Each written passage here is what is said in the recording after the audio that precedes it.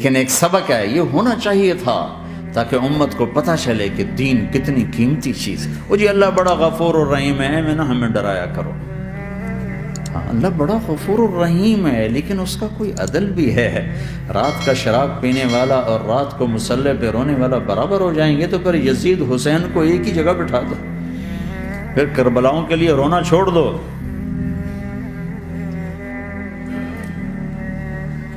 رات کو ناچنے والی، رات کو رونے والی برابر ہو جائیں گے، سود کھانے والا، حلال کھانے والا برابر ہو جائیں گے، شراب بیچنے والا اور مزدوری کرنے والا برابر ہو جائیں گے، جھوٹ بولنے والا، سچ بولنے والا برابر ہو جائیں گے۔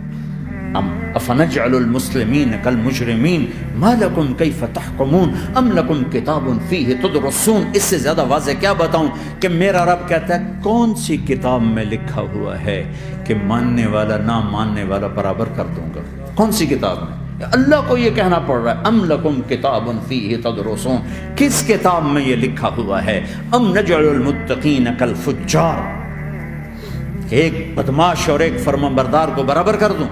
کبیرہ گناہوں سے بچو، کبیرہ گناہوں سے، بڑے گناہوں سے بچو، بڑے گناہوں سے بچو۔